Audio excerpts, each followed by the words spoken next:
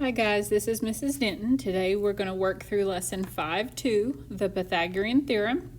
Grab you some notebook paper. Remember, you can pause the video at any time or go back to look over material, to review material in the video at any time. Our warm-up says find the square root or roots. Grab you a calculator and take a few minutes to complete these, and we will check your answers. Go ahead and pause the video to give yourself some time.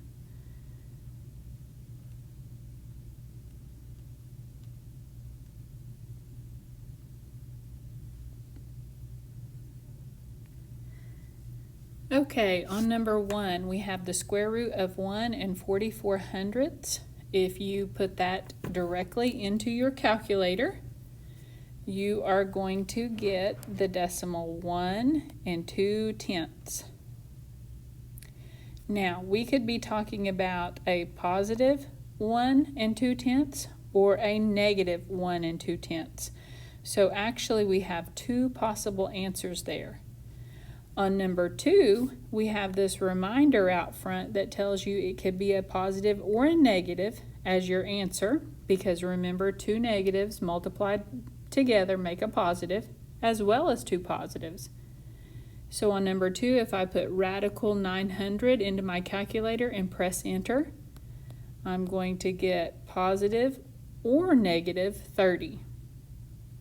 Number 3, we can enter in the radical sign on our calculator within the fraction 4/9, and we're going to get a possible answer, positive or negative 2/3.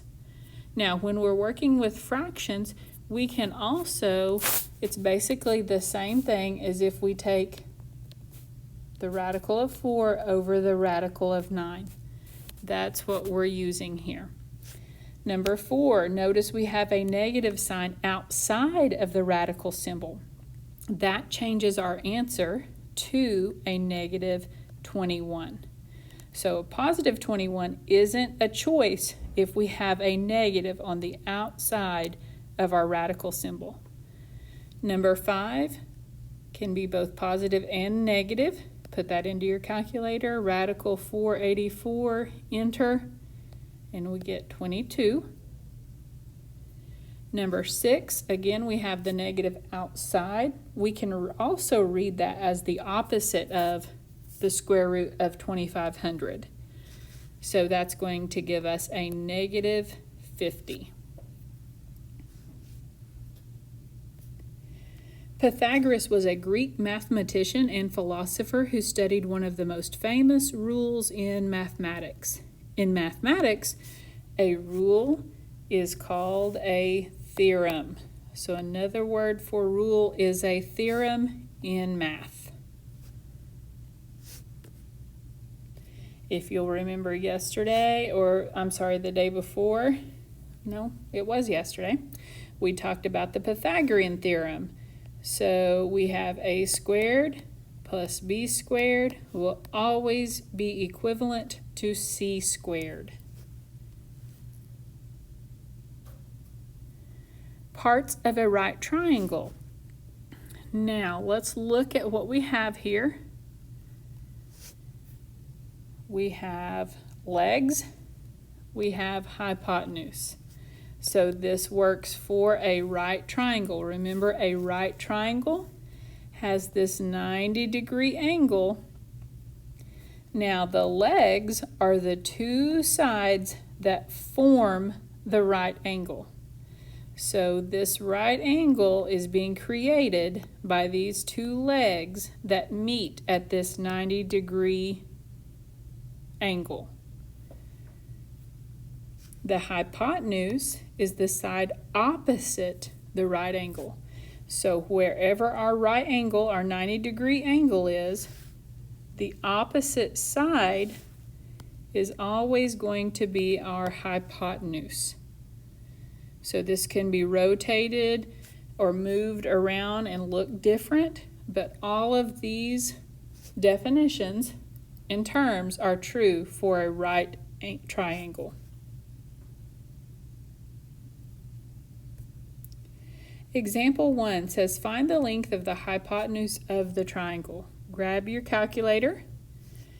Now, before we go any further, we're looking for the hypotenuse. Remember, the hypotenuse is also labeled as our C.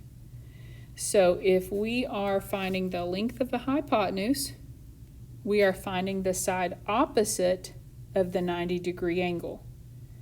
So the the two sides that form the 90-degree angle right here are our legs. So this would be a leg, this would be a leg. Now, when we're using our formula a squared plus b squared equals c squared, you can get in the habit of taking your smaller leg and using it for A, taking your longer of the two legs and using it for B, or substituting it for B. And then C is our hypotenuse. That's the part that's missing. Okay, grab your calculator. Put in 5 squared plus 12 squared equals. And that's going to tell you that C squared should be equivalent to 169.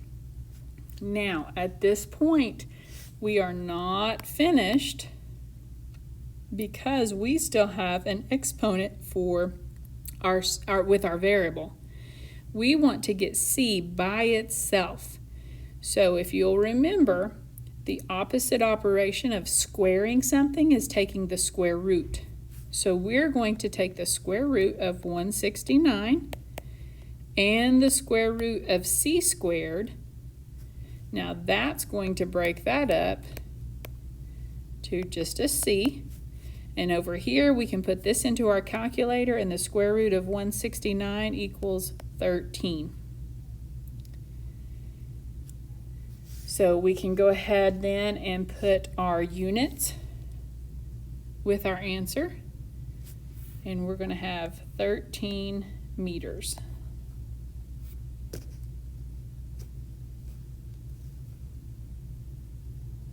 Okay, example 2, find the missing length of the triangle. Let's see what we have here. It just says missing length, so we're going to come over here, and it looks like we have A that is missing. So I actually have one of the legs. Remember, my legs form my 90-degree angle over here. So one of these legs is missing, A. So I'm going to have A squared, my missing piece, plus, and I'm going to go ahead and substitute 2 1/10 in place of B, and 2 9/10 in place of, whoops, didn't mean to put that there, 2 9/10 in place of C, because that's the side opposite my right angle. That's my hypotenuse, my C. Now, when I go to put this into the calculator, I'm going to have an additional step because a leg is missing. So A squared plus 2 1/10 squared gives me 4 41/100ths. And 2 9/10 squared gives me 8 41/100ths. Now, these two are being added, so I'm going to have an additional step to solve for this. I need to subtract the leg that I know the measurement of from this total or hypotenuse. And then I'm going to get what A squared is equivalent to. So A squared is equivalent to 4. You can put that into your calculator. And remember, we need to get rid of this exponent up here. So I'm going to reverse the squaring by taking the square root of A squared, and whatever I do to one side I have to do to the other side. So the square root of A squared is A, and the square root of 4 is 2. So A is equal to 2 centimeters.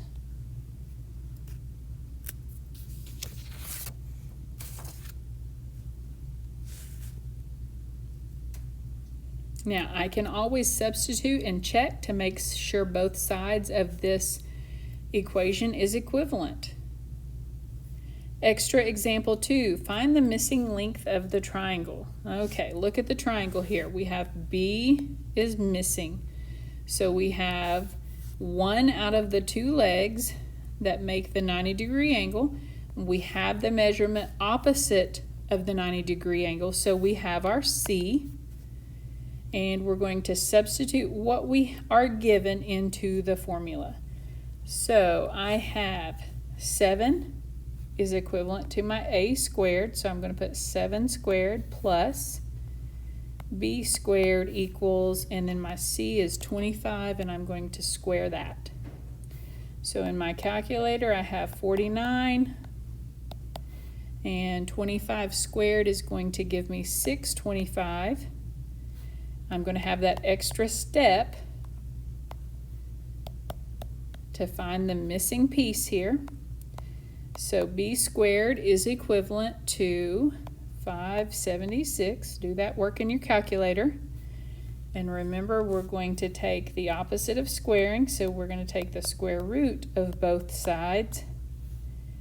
And that tells us B equals, and 576 has a perfect square of 24. So B equals 24 feet.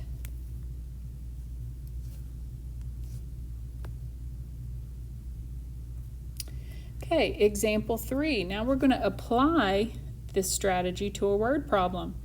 You are playing capture the flag. You are 50 yards north and 20 yards east of your team's base. Now, let's take that sentence right there and let's locate it on our coordinate plane.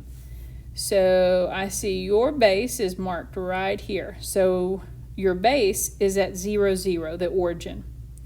If you are 50 yards north, okay, let's think about our cardinal directions here. So we have north, south, east, and west. So if we are 50 yards north, we're going to go up 50 yards, 20 yards east. So 20 yards east would put us there. That's labeled with U, and that's our coordinates 20, 50. The other team's base, let me change my colors here. The other team's base is 80 yards north and 60 yards east of your base. So start at your base and go 20 yards east.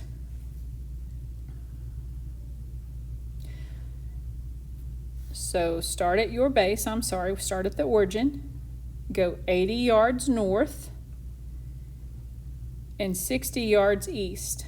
That puts us there, and that's the other base. They've got that labeled for you already, and those coordinates are 60 and 80. Now, our question says, how far are you from the other team's base? So here we are. Here's the other team's base. Here's the distance that we are looking for.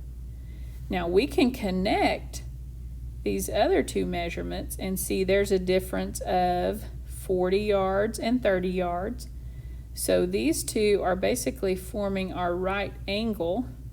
So that would be considered a leg of 30 yards and a leg of 40 yards. So we have the two legs. We are solving for the side opposite of the 90-degree angle, which is the hypotenuse. So we're going to be solving for C. So if I know one leg is 30, the other leg is 40, and C is my missing piece. Now I can take those and I can create my equation. So 30 squared plus 40 squared equals C squared. Put that directly into your calculator. 30 squared plus 40 squared. And we're going to get, just a second, let me grab my calculator. Your calculator is going to do it all in one step. I'm going to break it apart. And Then we can go ahead and combine those. And now at this point, we're going to take, remember, the opposite of squaring, which is taking the square root of both sides. And the square root of 2500 is 50. The square root of c squared is, c. So therefore, how far are you from the other team's base? You are 50 yards from the other team's base.